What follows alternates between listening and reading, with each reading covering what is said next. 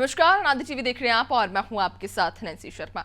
आपका शहर आपकी खबर में आप सबका स्वागत है और आज हम बात करेंगे भीकनगांव, भोपाल और अयोध्या की और उठाएंगे इन शहरों के आज के बड़े मुद्दे और जानेंगे ग्राउंड जीरो से हकीकत। तो चलिए शुरू करते हैं आपका शहर आपकी खबर। और सबसे पहले आज हम बात करेंगे खरगोन के भीकनगांव की, जहां के आदिवासी आज भी मूलभूत सुविधाओं के अभाव में जीवन यापन करने को मजबूर हैं।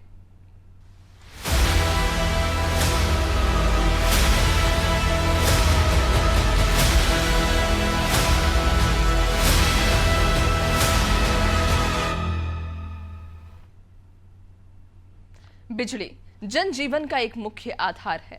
थोड़ी देर के लिए भी बिजली अगर चली जाए तो सारी व्यवस्थाएं ठप हो जाती हैं। अगर ये कहा जाए कि बिजली के बिना जीवन सहज रूप से नहीं चल सकता तो ये अतिशयोक्ति नहीं होगी, लेकिन अनुसूचित जनजाति के लिए आरक्षित भीकनगांव विधानसभा में आम नागरिकों के जीवन में खुशहाली बढ़ाने और उनके आर्थिक जीवन को समृद्ध बनाने के लिए ऊर्जा सुरक्षा देने के तमाम दावे पूरी तरह खोखले साबित हो रहे हैं। विद्युत क्षेत्र के विकास और विस्तार के लिए इस विधानसभा में आज भी 283 आदिवासी मजरे टोले ऐसे हैं जहां के करीब 1,50,000 लोगों को विद्युत सुविधा नहीं मिल पाई है। हालांकि प्रदेश में अटल गृह ज्योति योजना के तहत प्रतिदिन गैर कृषि उपभोक्ताओं को 24 घंटे और कृषि उपभोक्ताओं को 10 घंटे बिजली मिल रही है, लेकिन इन आदिवासी परिवारों के जीवन में आज भी अंधेरा कायम है।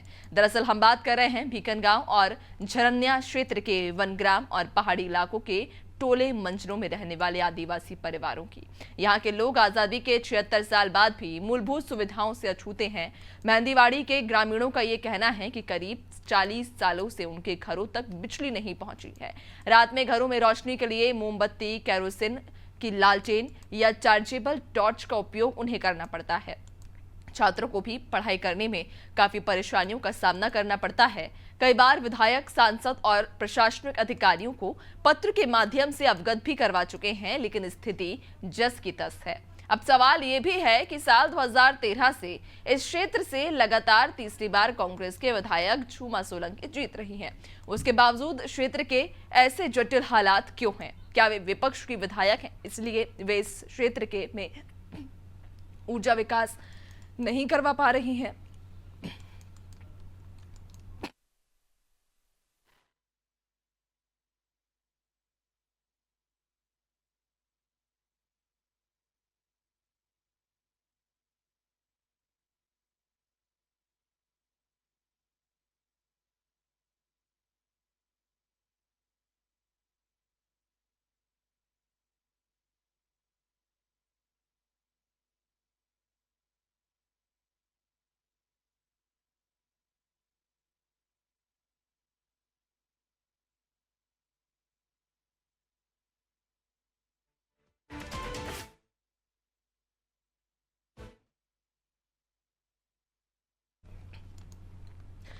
तो लगातार इस गांव के जो लोग हैं वो बिजली की समस्या से परेशान हैं और इसलिए वे क्षेत्र में ऊर्जा विकास नहीं करवा पा रहे हैं।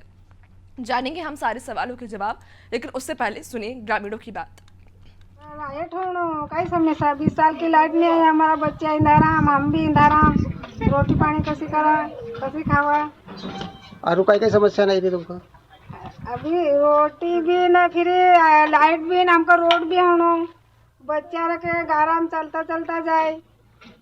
ये भी दिवाली को त्योहार से सामना, अभी दिवाली त्योहार आयल छे सामना, इंदाराम कसी संदूरी बनावनो, कसी खानो। हमारे यहाँ मतलब बिजली अभी तक आई नहीं है। समथिंग 30-35 साल से हम यहाँ पे रह रहे हैं। मतलब करीबन 30-35 घरें भी है। मतलब बहुत ज़्यादा समस्या है यहाँ पे पढ़ने का, मतलब खाना बनाने का, सब ज़्यादा समस्या है। मतलब बच्चे पढ़ नहीं पाते हैं, पढ़ते हैं तो वो दिन में पढ़ पाते हैं, रात में नहीं पढ़ पाते हैं। क्योंकि रात में पढ़ते हैं तो कैसे पढ़े, मोबाइल भी नहीं चार्ज कर पाते। मोबाइल चार्ज करने के लिए दूसरे गाँव जाना पड़ता है। दीपावली मतलब दूसरे शहरों में मतलब दीपावली मनाते हैं, पर यहाँ दीपावली मना ही नहीं पा रहे हैं। मतलब लाइट ही नहीं है, कैसे समस्या मतलब हमारे यहाँ 30 साल से नहीं है बिजली। 30 साल से मतलब हम यहाँ पर है। तो दिवाली आ रहे थे, क्या हो टार्च मार्च लगा के मनाते दिवाली। आपके यहाँ महिलाओं को खाना बनाना है, बच्चों को पढ़ना है, चिमनी है, टार्च है, इसलिए काम धकाते। वो ये मोबाइल चार्ज करने वो के तो लिए। गांव में ले जाते हैं चार्ज करने के लिए। कितने परिवार रहते हैं यहाँ पर? यहाँ ये मानो चलो कम से कम 30-35 घर है।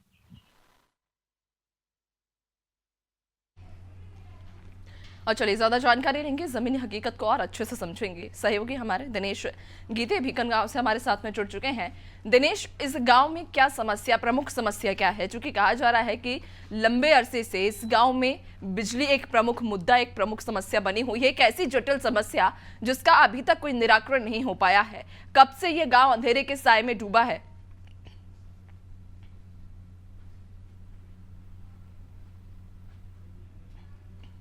दिनेश, आपकी आवाज नहीं पहुंच पा रही, आपका डिवाइस शायद म्यूट है।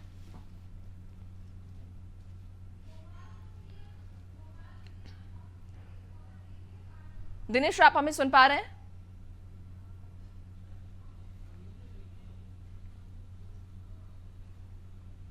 चलिए एक बार फिर से हम दिनेश से संपर्क साधने की कोशिश करेंगे।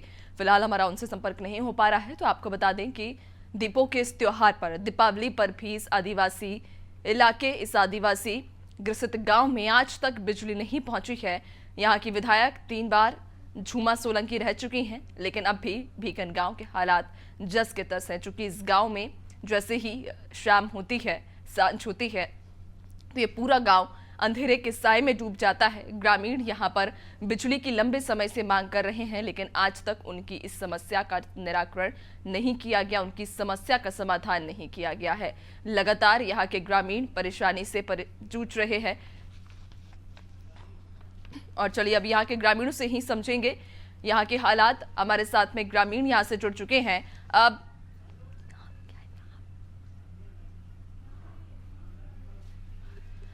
बिल्कुल आप बताइए, क्या समस्या आपके गांव में इस वक्त है और कब से ये समस्या यहाँ पर व्याप्त है? चलिए ग्रामीण से एक बार फिर से हम संपर्क साधने की कोशिश करेंगे। तो आपको बता दें कि यहाँ पर मूलभूत सुविधाएं, जिनमें से बिजली एक प्रमुख और एक मूलभूत सुविधा होती है, एक मूलभूत जरूरत होती है।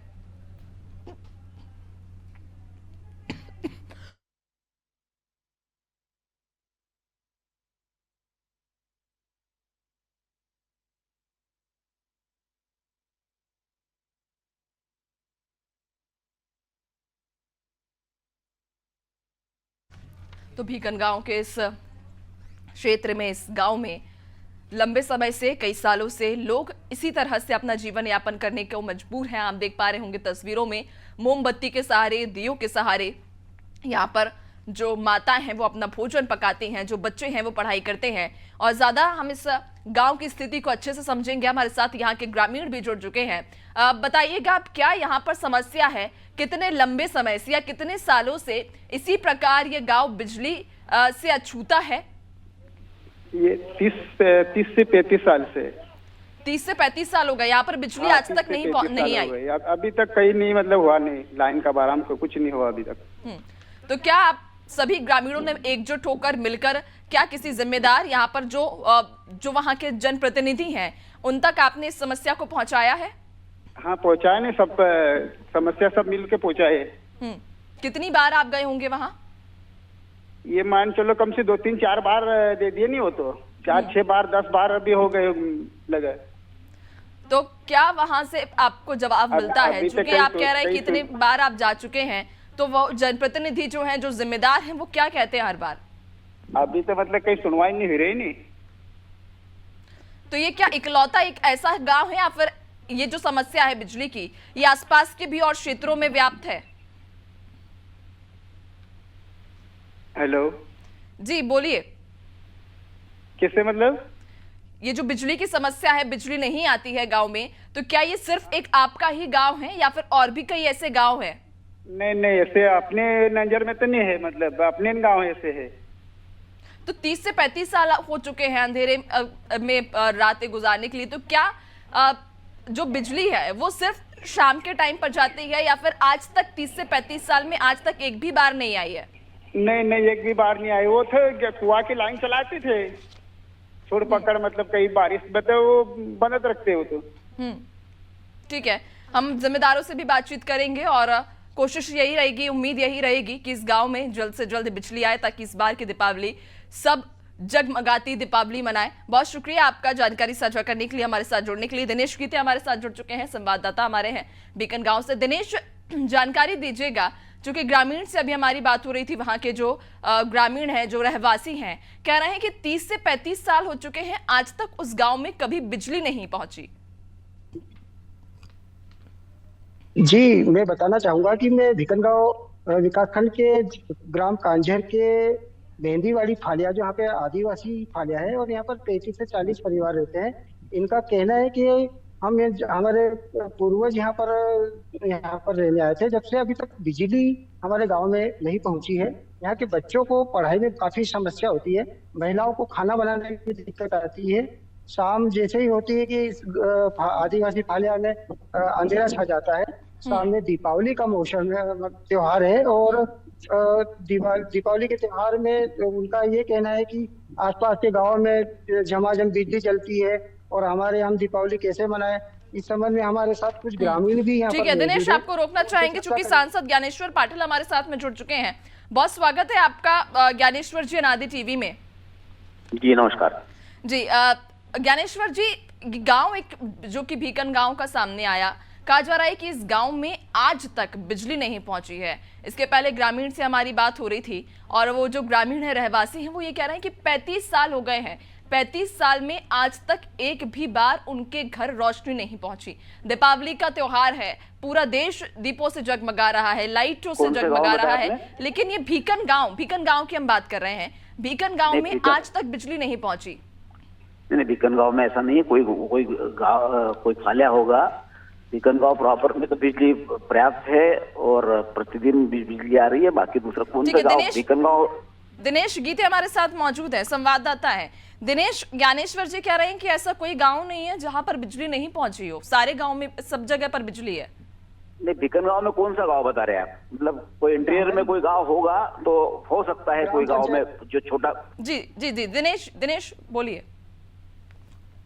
ग्राम पंचायत कांझर के मेहंदीवाड़ी गांव है, भिलट फालिया है, ऐसे कई विधानसभा क्षेत्र में करीब 283 मजरे टोले हैं जो आदिवासी फालिया है, जहां पर या तो वन विभाग की अनुमति के बगैर के कारण वहां पर बिजली नहीं पहुंची है, यहाँ पर जवाबदार जो भी है वो उन्होंने ध्यान नहीं दिया है। ग्रामीण आज भी अंधेरे में रहने को ज्ञानेश्वर जी, मेहंदीवाड़ी ग्रामीण इलाका है, मेहंदीवाड़ी ग्रामीण इलाका है जहां पर 35 साल से बिजली नहीं पहुंची।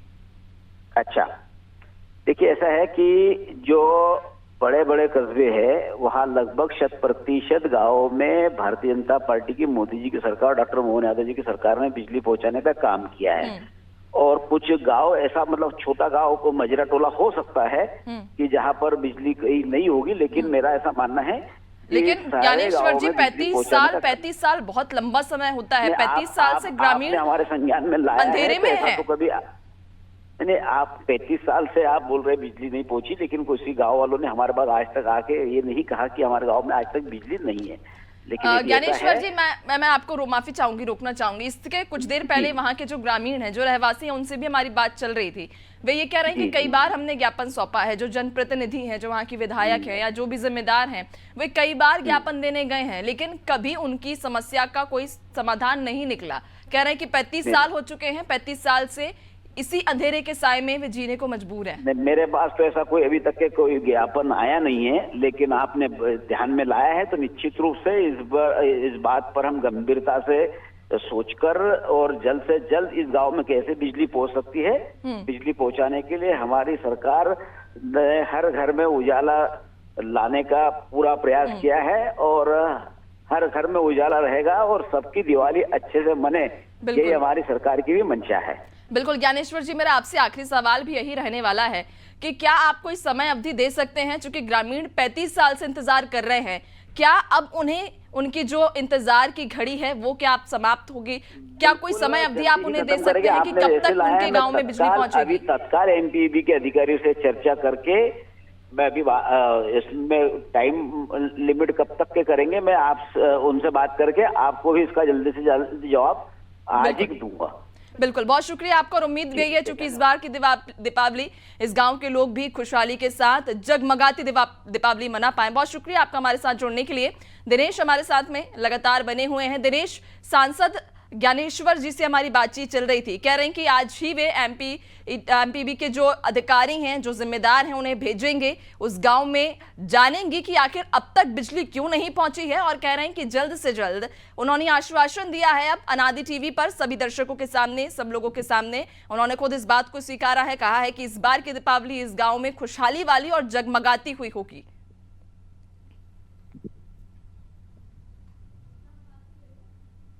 जी, ग्रामीण का तो आरोप है कि हम बार बार सांसद से, विधायक बिल्कुल। दिनेश रोकना चाहूंगी प्रशांत भाल से, जिलाध्यक्ष हमारे साथ में जुड़ चुके हैं। प्रशांत जी, बहुत आपका स्वागत अनादि टीवी में। जी, आपका बहुत बहुत धन्यवाद। जी प्रशांत जी, ये गांव, एक मामला सामने आया है, मेहंदीवाड़ी, भीकन गांव का ये एक ग्रामीण इलाका है मेहंदीवाड़ी। यहाँ पर पिछले 35 सालों से बिजली नहीं पहुंची है। ग्रामीण 35 साल से अंधेरे के साए में जी रहे हैं। जी, मैं आपको बताना चाहूंगा कि यह केवल मेहंदीवाड़ी ही एक गांव नहीं है।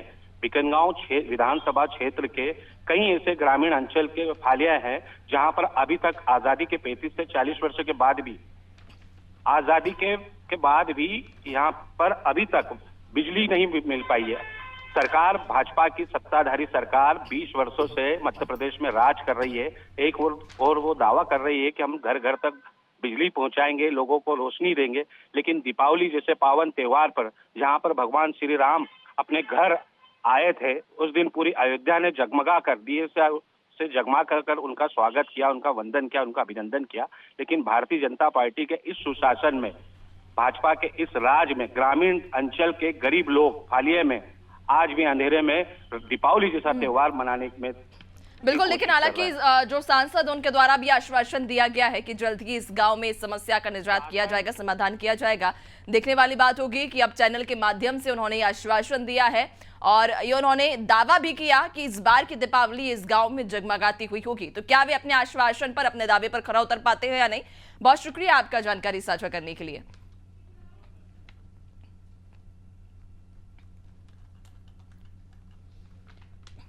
तो आपको बता दें, ये ग्रामीण इलाका भीकन गांव का ये मेहंदी गांव, जिसमें आज तक बिजली नहीं पहुंची है। ग्रामीण अंधेरे के साए में जी रहे हैं। हालांकि सांसद के द्वारा भी आश्वासन दिया गया है कि इस बार की दीपावली इस गांव में जगमगाती हुई होगी। और त्योहार नजदीक आते ही मिठाइयों में मिलावट का काम शुरू हो गया है। राजधानी भोपाल में 16 क्विंटल मावा जब्त किया गया है।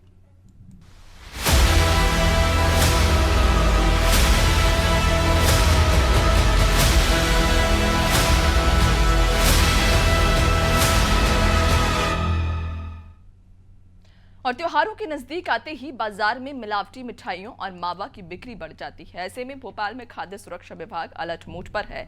राजधानी भोपाल में आईएसबीटी पर बसों की भी खाद्य सुरक्षा विभाग की टीम जांच कर रही है।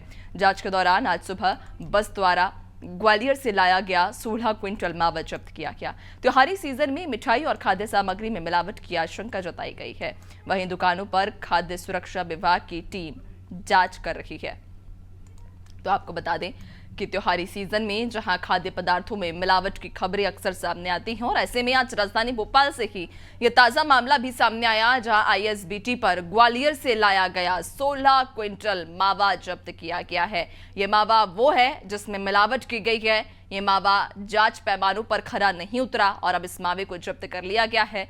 तो मिठाइयों के साथ ही जो खाद्य सामग्री है, उसमें त्योहारी सीजन में, त्योहार के समय मिलावट की आशंका बढ़ जाती है। इसको लेकर हालांकि खाद्य विभाग लगातार अलर्ट है, सतर्क मोड पर है, और ऐसे में यह ताजा मामला भी सामने आता है। इसी की एक बानगी भी हम इसे कह सकते हैं कि खाद्य विभाग लोगों की सुरक्षा को ध्यान में रखते हुए, उनके स्वास्थ्य को ध्यान में रखते हुए लगातार अलर्ट मोड पर बना हुआ है, ताकि जो जनता है, जो लोग हैं, वो त्योहार में मिठाइयों का भी सेवन करते हैं, अपने घरों में भी तरह तरह के पकवान बनाते हैं, तो उन पकवानों में या उन मिठाइयों में मिलावटी खाद्य सामग्री ना हो, इस बात का विशेष ध्यान रखा जा रहा है। और आज ही ये ताजा मामला सामने आया जब आईएसबीटी से 16 क्विंटल मावा जब्त किया गया है। ये मावा वो है जो कि जांच के जो पैमाने हैं उन पर खरा नहीं उतर पाया, और इसी के चलते हुए इस मावे को जब्त कर लिया गया है और अब आगे की कार्रवाई भी की जा रही है। चलिए और अब आगे बात करेंगे अयोध्या की, जहां इस बार की दीपावली बहुत खास होने वाली है। श्री राम लला की प्राण प्रतिष्ठा के बाद ये पहला दीपोत्सव होगा।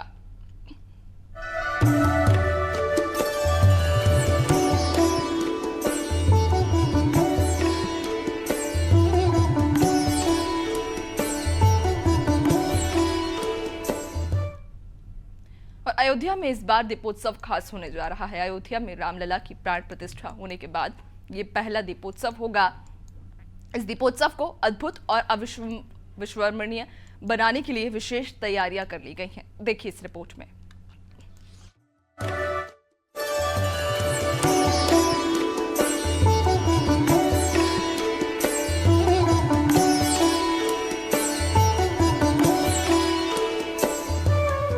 पाँच 500 वर्षों का लंबा इंतजार, उसके बाद श्री राम मंदिर अयोध्या में रामलला की मूर्ति स्थापना का कार्यक्रम और उसके बाद दीपोत्सव का कार्यक्रम। तो कहीं ना कहीं लोगों के मन में एक बात है कि इस बार अयोध्या का दीपोत्सव कैसा होगा। तो जहां दीपोत्सव को भव्य बनाने के लिए सरकार खूब जमकर तैयारियां कर रही है, वहीं मंदिर प्रांगण में भव्य दीपोत्सव के लिए मंदिर प्रशासन ने भी कहीं ना कहीं कमर कस ली है। लेकिन एक डर है कि दीपक जलेंगे तो कालिक होगी, तो इससे बचने के लिए मंदिर प्रशासन ने एक युक्त तकनीक निकाली और विशेष प्रकार के दीपकों को जलाया जाएगा।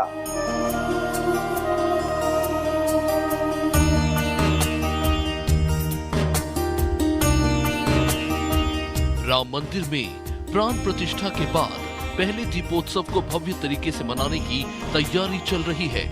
संपूर्ण मंदिर परिसर को कई खंडों और उपखंडों में विभाजित कर अलग अलग जिम्मेदारी सौंपी गई है।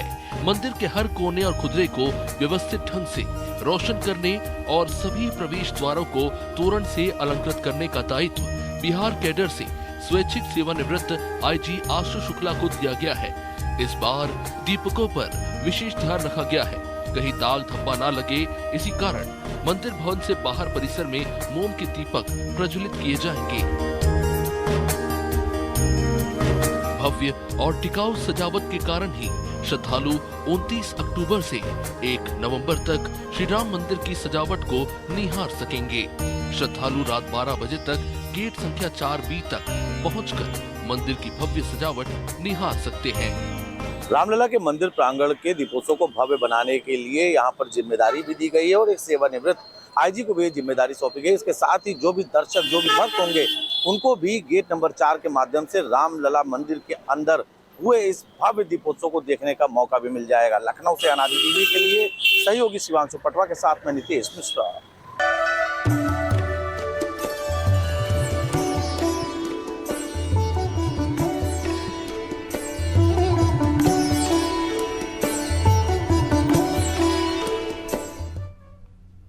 और इसी के साथ आपका शहर आपकी खबर में फिलहाल इतना ही। बने रहिए अनादि टीवी के साथ। नमस्कार।